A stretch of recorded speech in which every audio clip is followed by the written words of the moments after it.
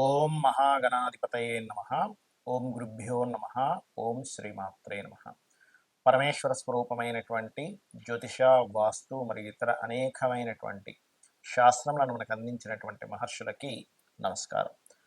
హయగ్రీవ హయగ్రీవ హయగ్రీవేతి యో వదేత్ తస్య నిస్సరతే వాణి జహ్నుకన్యా ప్రవాహవత్. అరుణాం కరుణా తరంగితాక్షీం ధృతపాశాంకుశ పుష్పబాణ చాపాం అనిమాదిభిరావృతాం మయూకైః అహమిత్యేవ విభావయే భవానీ. శ్రీమాత్రే నమః.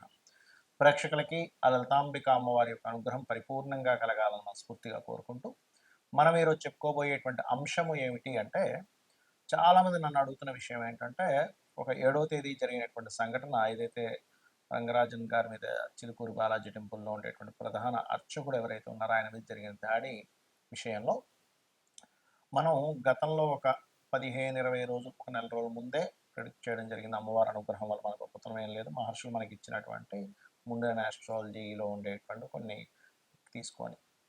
దానికి కారణం ఏమిటంటే, మిథున రాశిలో కుజుడుంటూ మీన రాశిలో ఉన్నటువంటి రాహు. అయితే ఇక్కడ ముఖ్యమైన విషయం ఏంటంటే, చాలామంది నన్ను అడిగినటువంటి విషయం, దాని తర్వాత మరి 12 రాసుల వారికి కూడా ఈ మిథునంలో కుజుడున్నప్పుడు, మీనరాశిలో రాహు ఉండి శని సమీపిస్తున్నప్పుడు మరి సామాన్య ప్రజానీకానికి ఏ భావం మీద దీని యొక్క ఎఫెక్ట్ ఉంటుంది తెలియజేయండి అని నన్ను చాలామంది అడిగారు.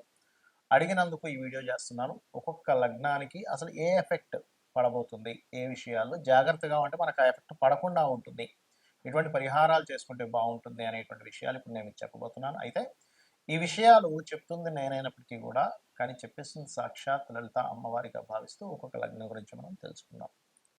తులా లగ్నము, తులారాశి. తులవారి కనుక చూసుకున్నట్లయితే మీ యొక్క లగ్నం నుంచి భాగ్యస్థానంలో కుజుడు, 6వ స్థానంలో రాహు. 6లో ఉండే రాహు మంచివాడు, ఎందుకంటే 6లో ఉండే పాపగ్రహాలు చాలా మంచివి, అందులో ఎటువంటి సందేహం లేదు. కాకపోతే ఇక్కడ మనము కుజుడు భాగ్యంలో ఉండి తండ్రి గారి ఆరోగ్య విషయంలో జాగ్రత్తగా చూసుకోవాలని చూపిస్తున్నాడు. అండ్ 5వ స్థానంలో ఉండేటువంటి శనికి రవి యొక్క కంజంక్షన్ రాబోతుంది, మరియు ఆ శని కుజుడి కోణంలో ఉన్నాడు. ఈ యొక్క డిస్టెన్స్లో ఉన్నప్పుడు జరిగేటువంటి ఫలితం ఏమిటి? మీరు నిర్ణయాలు తీసుకునేటప్పుడు ఒక డెసిషన్ తీసుకుంటాం, అది ప్రేమ వ్యవహారాలు కావచ్చు, లేకపోతే ఒక ఈవెంట్ని ఎలా సక్సెస్ చేయాలనుకునేటువంటిది కావచ్చు, లేదా ఒక రాజకీయ సంబంధించిన నిర్ణయం కావచ్చు, జాబ్ కోసం తీసుకునే నిర్ణయాలు కూడా ఉంటాయి. ఇక్కడ జాబ్ పరంగా కొన్ని నిర్ణయాలు, ఒక చిన్న నిర్ణయం మనిషిని ఎక్కడికో తీసుకెళ్తుంది. ఒక చిన్న రైట్ స్టెప్ ఒక మనిషిని అసలు ఆ లైఫ్లో అంతటి జాబ్కి వెళ్తాడా అని ఊహించిన స్థితిలో తీసుకెళ్తుంది. కాబట్టి ఏంటి, పర్టికులర్గా మీరు కెరియర్ పరమైనటువంటి నిర్ణయాలు తీసుకునేటప్పుడు జాగ్రత్తగా ఉండండి, లాంగ్ జర్నీస్ చేసేటప్పుడు. ఎందుకంటే కుజుడు సప్తమాధిపతి భాగ్యస్థానంలో ఉన్నాడు, లాంగ్ జర్నీ చేసేటప్పుడు. ఇంకోటి ఏంటంటే, కొంతమంది ఈ ప్రేమ సంబంధించిన వాటిల్లో పడి ఒక్కొక్కసారి మొదటి వివాహ సంబంధించిన విషయాల్ని కట్ చేసుకొని రెండో వివాహాలకు వెళ్ళిపోతాము, ఇష్టపడుతున్న వాళ్ళని చేసేసుకుందాం అనేటువంటి చిన్న రాంగ్ స్టెప్స్ వేస్తూ ఉంటారు, ఉన్న జీవిత భాగస్వామి వదిలేసి. ఇక్కడ తులాలగ్నం వారికి ఇటువంటి స్టెప్ పడుతుంది, కాబట్టి ఈ విషయాలు జాగ్రత్తగా ఉండండి. అది రాంగ్ స్టెప్ అవుతుందండి. రైట్ స్టెప్ అయితే అది వేరు. ఫస్ట్ జీవిత భాగస్వామితో చాలా ఇబ్బంది పడుతున్నామండి, సో నేను ఈ స్టెప్ తీసుకుంటున్నాను, నేను చాలా ఆనందంగా ఉంటాను అనేటువంటి మీకు ఆ క్లారిటీ ఉంటే that is different case. But ఇక్కడ మాత్రం ఇటువంటిది పడుతుంది, జాగ్రత్తగా ఉండాలి. అలాగే ఆ కుజుడు 12వ స్థానంలో ఉండే కేతు మీద కూడా ఉన్నాడు, కాబట్టి మంగళవారాలు ఏదైనా ఇన్వెస్ట్మెంట్స్ చేసేటప్పుడు, పెద్ద మొత్తంలో ట్రాన్స్ఫర్ చేసేటప్పుడు కొంత జాగ్రత్తగా ఉండండి మంగళవారాలు ప్రత్యేకంగా. అలాగే ఇక్కడ ఈ రాహు 6లో ఉన్నందుకు శత్రువుపై జయము, కాంపిటీషన్స్లో గెలుపు, ఇట్లాంటివన్నీ కూడా ఇస్తాడు. ఇక మీరు చేయవలసిన దేవతారాధన ముఖ్యంగా కాళికా అమ్మవారి యొక్క ఆరాధన, సూర్య నమస్కారాలు చేయండి, గోవులకి క్యారెట్స్, బెల్లము, గ్రాసము తినిపించండి, అన్ని విధాలు బాగుంటుంది. మరి కొంతమందికి జన్మజాతకం ఉండదు, మరి వారి పరిస్థితి ఏమిటి?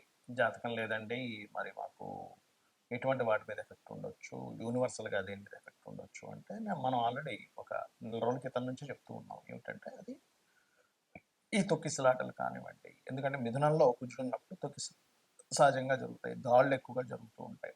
దీన్ని ముండేన్ ఆస్ట్రాలజీ అంటారు, మైథుని జ్యోతిష్యము. జన్మజాతకం వేరు, మైథుని జ్యోతిష్యం వేరు. మైథుని జ్యోతిష్యం అంటే దేశం మీద, కాలం మీద ఇది ఎటువంటి ప్రభావం చూపిస్తుంది అనేటువంటి దాన్ని మైథుని జ్యోతిష్యం, ముండేన్ ఆస్ట్రాలజీ అంటారు ఇంగ్లీష్లో.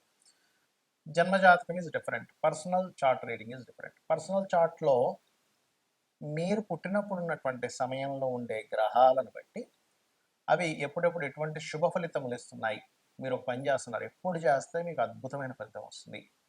అది వివాహం కానివ్వండి, సంతానం కానివ్వండి, ఆర్ సంథింగ్ బిజినెస్ పెడుతున్నారు కానివ్వండి, లేకపోతే ఒక మంచి పని ప్రారంభిస్తున్నారు, ఒక బిజినెస్ కానివ్వండి.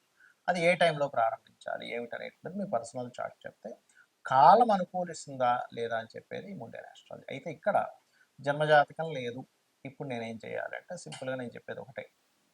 ఎప్పుడైనా కానీ ఈ రాహు ప్రభావము కుజ ప్రభావాలు ఎక్కువగా ఉన్నప్పుడు మీకు దీని యొక్క చెడు ప్రభావం పడకుండా ఉండాలంటే, ఎందుకంటే మనం ఎంత కరెక్ట్గా ఉన్నా సరే కాలం అనుకూలించకపోతే చేసిన ప్రయత్నం అంతా వృధా అవుతుంది. కాబట్టి కాలం అనుకూలించడానికి మీ అందరికీ చెప్పేది ఒకటి, చండీ చేసుకోండి.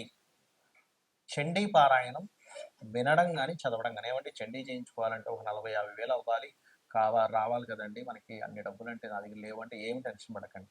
చక్కగా కూర్చొని చండీ వింటూ అమ్మవారి హోమం చేస్తున్నట్టుగా మానసికంగా చేయండి. మీరు దగ్గర డబ్బులు లేకపోతే ఎక్కడా కూడా ఏ దేవుడు కానీ ఏ శాస్త్రంలో కానీ నీకు డబ్బు లేకపోయినా నువ్వు అప్పు చేసి చేయాల్సిందే అనేటువంటిది ఎక్కడా లేదు. ఏమంటే నాకు అది వినడము అదంతా నాకు కొంచెం ఇబ్బంది అని అనుకున్నారు ఉదాహరణకి, సరైన ఫోన్ లేదు అనుకోండి ఉదాహరణకి, మీరు ఓం ధుం దుర్గాయ నమ, ఓం స్కందాయ నమ ఈ నామం చేసుకోండి చాలు, ఇంకేం అక్కర్లేదు. ఎందుకంటే ఈ కలియుగంలో నామస్మరణ మనస్ఫూర్తిగా కనుక మనం నామస్మరణ చేయగలిగితే మనల్ని అమ్మవారు రక్షిస్తుంది. ఇది బలంగా మీరు నమ్మాలి. ఎందుకంటే అమ్మ, ఈ ప్రకృతి అంతా ఎవరు అంటే అమ్మవారు. అమ్మవారి స్వరూపంగా ప్రకృతి ఉంది. మీరు అమ్మవారిని కనుక తలుచుకున్నట్లయితే ఖచ్చితంగా 100% రక్షించేస్తుంది. మరి ఈ ప్రభావం వల్ల ఇంకా ఎలాంటివి జరగనుంటాయి ఫ్యూచర్లో అంటే ఒకటే చెప్తానండి. ఈ రాహు మీనంలో, కుజుడు మిథునంలో ఉన్నప్పుడు పర్టికులర్గా ఎవరెవరి మీద ఎక్కువ దాడులు ఉంటాయంటే ఈ పురోహితుల మీద, పండితుల మీద, పీఠాధిపతుల మీద, ధర్మం కోసం పోరాడే వారి మీద కూడా ఉంటుంది, గుర్తుపెట్టుకోండి. అలాగే సైనికుల మీద కూడా, ఎందుకంటే కుజుడు ఏ రకంగా అయితే రాహుని ఎఫెక్ట్ ఇస్తున్నాడో రాహు కూడా కుజుడికి ఎఫెక్ట్ ఇస్తూ ఉంటాడు. కాబట్టి సరిహద్దుల్లో ఉండేటువంటి సైనికులు, పోలీసులు, సెక్యూరిటీగా ఉండేటువంటి వారు, మీరు కాస్త భద్రతా సిబ్బంది ఏదైతే ఏ రంగాల్లో ఉంటారో అది కేవలం ఫిజికల్గా కనబడేది మాత్రమే కాకుండా మనకి సెక్యూరిటీ, సైబర్ సెక్యూరిటీ అంటూ ఉంటారు చూడండి. సైబర్ సెక్యూరిటీని కూడా బీట్ చేసేసి వాళ్ళు ఎంటర్ అయిపోయారు, ఈ రకంగా హ్యాకింగ్స్ జరిగాయి అంటూ ఉంటారు. ఎందుకంటే రాహు ఈజ్ ఎ సాఫ్ట్వేర్. కాబట్టి ఈ సాఫ్ట్వేర్ రిలేటెడ్ సంబంధించింది అండ్ ఈ సెక్యూరిటీ రిలేటెడ్ సంబంధించిన కుజుడికి క్లాషెస్ వస్తున్నటువంటి సమయం ఇదంతా కూడా. కాబట్టి ఇటువంటివి ఏర్పడుతుంటాయి.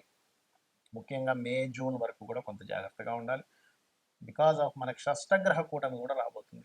ఆ షష్టగ్రహ కూటమి 15 రోజులు ఉంటే దాని తర్వాత ఆ 2 గ్రహాలు శని రాహులు ఇంకో 2 నెలలు అక్కడ ఉంటాయి. కాబట్టి ఏప్రిల్ మే ఈ 2 months కూడా కాస్త జాగ్రత్తగా ఉండాలి. అది ఒకటే కాకుండా శని మీన రాశిలో సంచరిస్తున్నటువంటి 2.5 సంవత్సరాలు, నేను మీకు గతంలో ఒక 3 ఏళ్ల క్రితం కూడా చెప్పాను, శని మేషం వైపు తన ప్రయాణం జరుగుతుంది, మకరంలో ఉండగానే చెప్పాను. కుంభము, దాని తర్వాత మీనము, దాని తర్వాత మేషంలోకి వెళ్తూ ఉన్నాడు. శని కర్మకారకుడు. ఇది మనకి ఒక విషయాన్ని నేర్పిస్తుంది. మన విదేశాల్లో ఉద్యోగాలు, విదేశాల్లో ఉండేవారు పాపం కొన్ని లక్షలు కోట్లు ఖర్చు పెట్టి అక్కడ ఉండి మళ్ళీ వెనక్కి రావడం ఎన్ని బాధలు పడుతున్నారు. కాబట్టి ఒకటే చెప్తానండి, గుర్తుపెట్టుకోండి. సొంతంగా మనం ఏం చేసుకోగలం, ఒక దాని మీద ఆధారపడకుండా సైడ్గా మనం ఏం చేయగలము, ఓన్గా మనం ఏదైనా ఒక వృత్తిని నేర్చుకోవడం, ఏదైనా ఒక నేర్చుకుంటూ మనకి దాని ద్వారా ఎవరి మీద ఆధారపడకుండా కేవలం ఒక చిన్న చిన్న బిజినెస్లో మనకి దేనికి పనికి వస్తుంది ఏంటి, అది ఏ గ్రహం ఇస్తుంది. సన్ అయితే ఆరోగ్యం, చంద్రుడైతే ట్రాన్స్పోర్టింగ్ అండ్ ఫుడ్, కుజుడైతే ఏదైనా సెక్యూరిటీ రిలేటెడ్, బుధుడైతే ఏదైనా technical related or anything planning related, గురువు అయితే ఎవరికైనా నేర్పడం, శుక్రుడైతే ఏదైనా కళా సంబంధంగా, శని అయితే ఏదైనా వర్కింగ్ మనకి సప్లై చేస్తూ ఉంటారు లేబర్స్ని, అలా జాబ్ కన్సల్టెన్సీస్. రాహు అయితే ఎనీ సాఫ్ట్వేర్, కేతు అయితే ఎనీ స్పిరిచువల్ రిలేటెడ్, గురు కేతువులు అయితే ఎనీ స్పిరిచువల్ రిలేటెడ్. సో ఇట్లా మీకు ధనాధిపతి ఎవరిస్తున్నారు చూసుకొని చక్కగా మీ యొక్క జీవితాన్ని మీ చేతుల్లో ఉండేలా చూసుకోండి. ఎవరి చేతుల్లోనే పెట్టుకొని అది పోతుందేమో అని బాధపడుతూ అవసరం లేదు. కాబట్టి మీరు జాబ్ చేస్తూ దీన్ని డెవలప్ చేసుకోండి. శని మేషంలోకి వెళ్తాడు నెక్స్ట్ ఇంకో 2.5 సంవత్సరాల తర్వాత. So be careful. అమ్మవారి అనుగ్రహం మీ అందరికీ పరిపూర్ణంగా ఉండాలని మనస్ఫూర్తిగా మరోసారి కోరుకుంటూ శ్రీమాత్రే నమః.